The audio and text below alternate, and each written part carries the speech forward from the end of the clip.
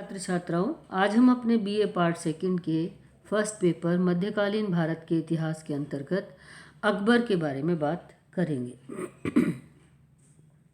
हमने अपने पिछले लेक्चर में यह देखा था, इस बात पे चर्चा की थी कि किस प्रकार विषम परिस्थितियों में हुमायूं ने अपनी सत्ता को पुनः प्राप्त किया और सत्ता को पुनः प्राप्त होने के बाद में हुमायूं ज़्यादा लंबे समय तक शासन नहीं कर पाया और सीढ़ियों से गिरकर उसकी मृत्यु हो गई और उसके बाद उसका पुत्र अकबर गद्दी पर बैठा।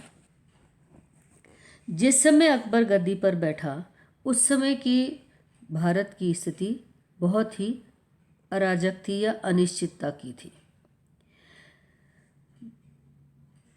मुगल साम्राज्य संगठित नहीं था क्योंकि उसे हुमायूं को साम्राज्य को संगठित करने का पर्याप्त अवसर नहीं मिला।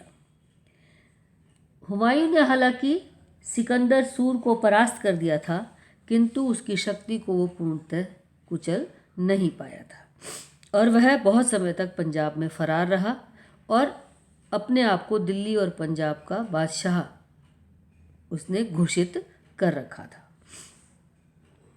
पूर्वी प्रांतों में अफगान अपने बादशाह मोहम्मद शाह आदिल के नेतृत्व में अब भी शक्तिशाली थे।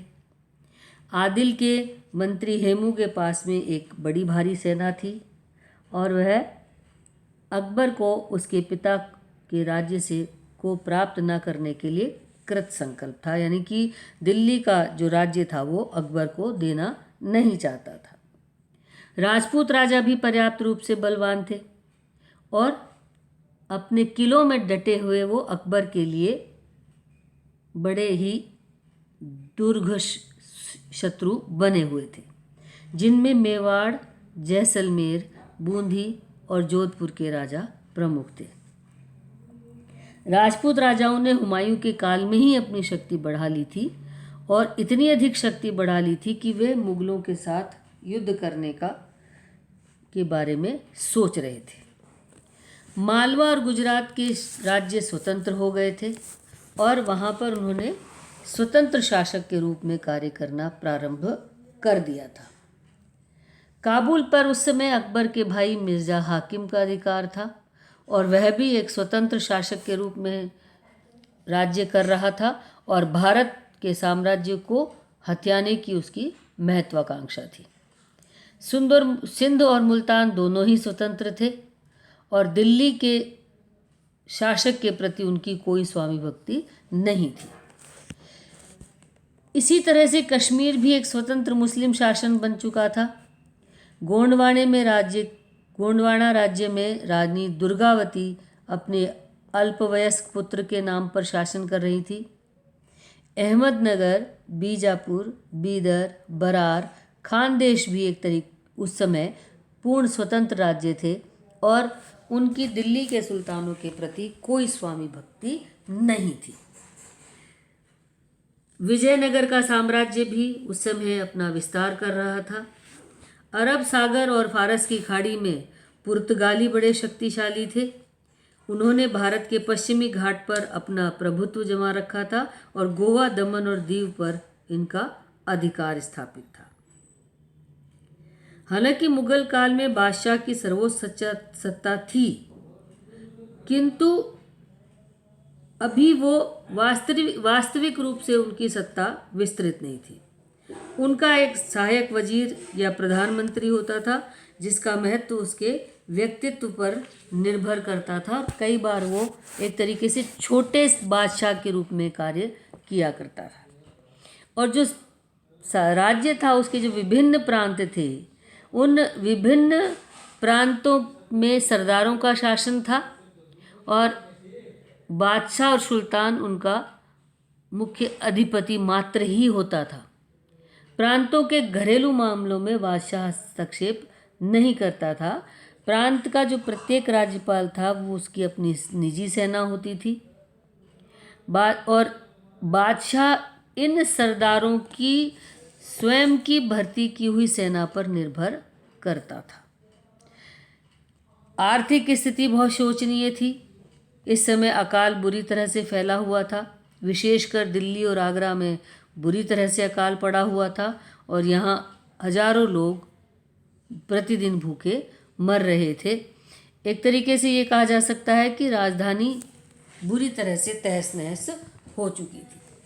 इन विषम परिस्थितियों में अकबर का सिंहासनारोहण हुआ, अकबर शासक बना और अकबर को शासक बनाने में बैराम खां का महत्वपूर्ण योगदान था। बैराम खां ने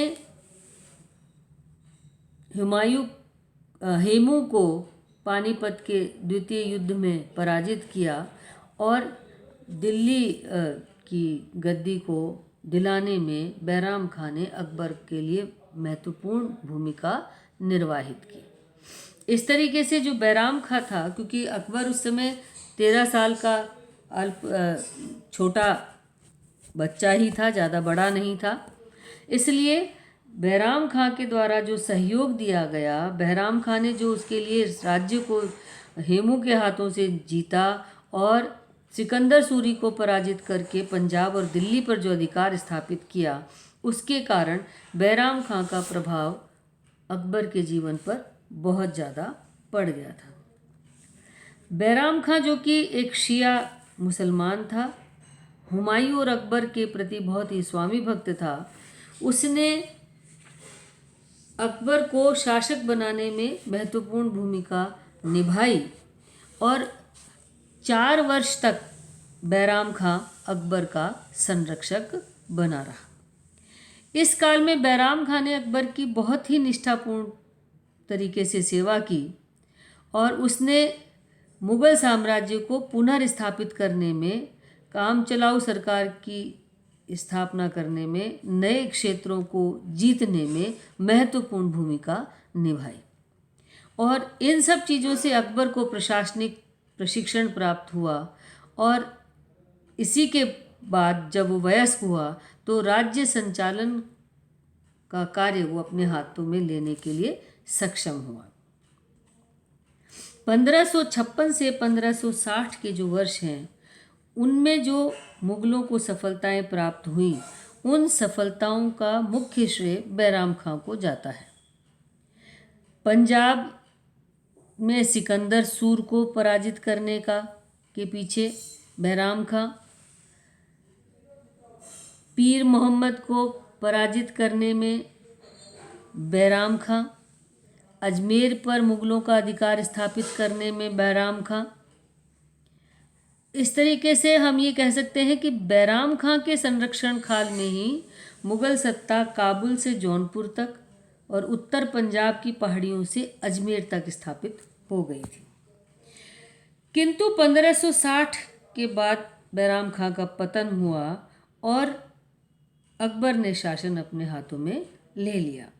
इसके पीछे कई कारण जिम्मेदार थे, जैसे बैराम खां शिया था और अधिकांश मुगल अमीर सुन्नी थे, तो उन्होंने ये आरोप लगाया कि बैराम खां शियाओं के प्रति पक्षपात करता है और बैराम खां कामरान के पुत्र अब्दुल कासिम को सिंहासन पर बिठाना चाहता है क्योंकि अब्दुल कासिम शिया है।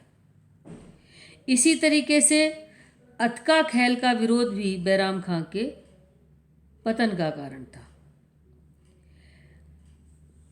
जो महिलाएं अकबर की धाय रही थीं और जो इन महिलाओं के संबंधी थे, उन्हें सामूहिक रूप से अतका खैल कहा गया था। इनमें प्रमुख थी माहे मनगा और उसका पुत्र आदम खां। इस गुट ने बैराम खां के खिलाफ अकबर को बहुत अधिक भड़काया, क्योंकि ये सब बैराम खां के विरोधी थे। जब तक बैराम खां का प्रभाव है, उनका प्रभाव नहीं बढ़ सकता था। इसलिए इन माहे मनगा और उसके बेटे आदम खां ने अकबर को बहुत अधिक भड़काया, जिसकी वजह से भी अकबर बैराम खां के विरुद्ध हुआ।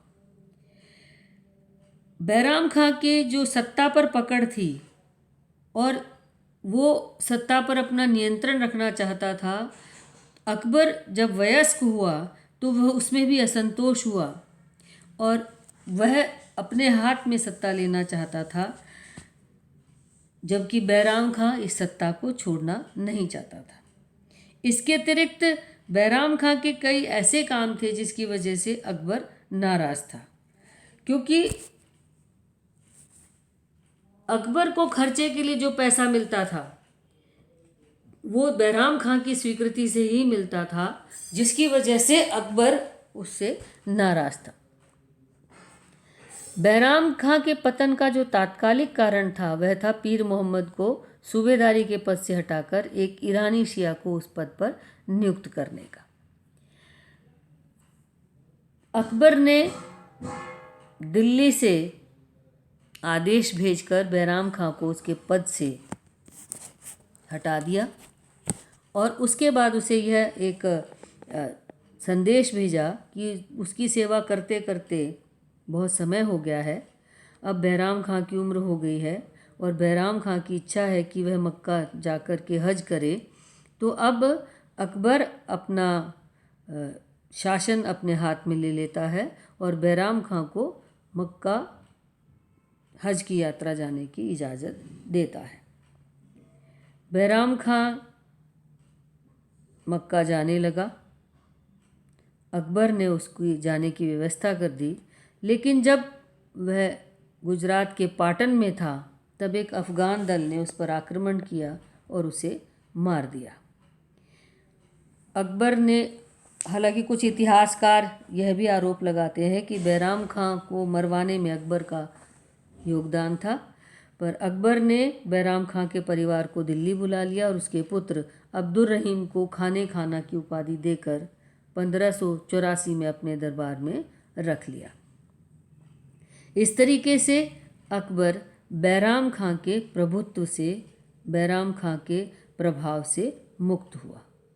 1560 से 1562 के बीच में अकबर के ऊपर उसकी धाय माहेमनगा का प्रभुत्व था और उस काल को पर्दा शासन कहा जाता है, क्योंकि अकबर के ऊपर माहेमनगा का बहुत अधिक नियंत्रण था। माहेमनगा अपने पुत्र आदम खां, जीजीअनगा और शहाबुद्दीन अहमद के साथ मिलकर अकबर पर नियंत्रण कर रही थी और एक बार आदम खां ने अकबर के प्रधानमंत्री शमशुद्दीन आतक खां की हत्या कर दी, तो अकबर ने आदम खां को महल से नीचे फेंक दिया, जिसमें उसकी मृत्यु हो गई।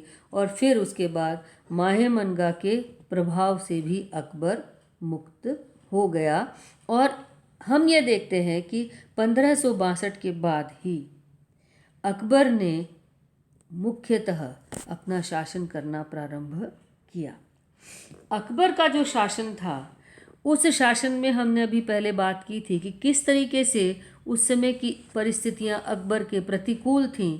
अकबर के पास अपनी स्वयं की कोई बहुत बड़ी सेना नहीं थी, अकबर का साम्राज्य बहुत विस्तृत नहीं था, साथ ही उस समय के जो मुग़ल अमीर थे या अफ़गान थे वे सब अकबर के विरोधी थे। या ऐसी इन परिस्थितियों में अकबर ने कुछ नीतियां अपनाई, जिन नीतियों के माध्यम से उसने एक विस्तृत साम्राज्य की स्थापना की और उस विस्तृत साम्राज्य की स्थापना में उसकी जो सबसे बड़ी नीति थी वह थी उसकी राजपूत नीति। राजपूतों के साथ जो उसके संबंध उसके द्वारा स्थापित किए गए, जिनमें वैवाहिक संबंध भी हैं, उनके माध्यम से अकबर को एक विशाल साम्राज्य स्थापित करने में सफलता प्राप्त हुई। हम अपने अगले लेक्चर में अकबर की राजनीतिक उपलब्धियों के बारे में बात करेंगे।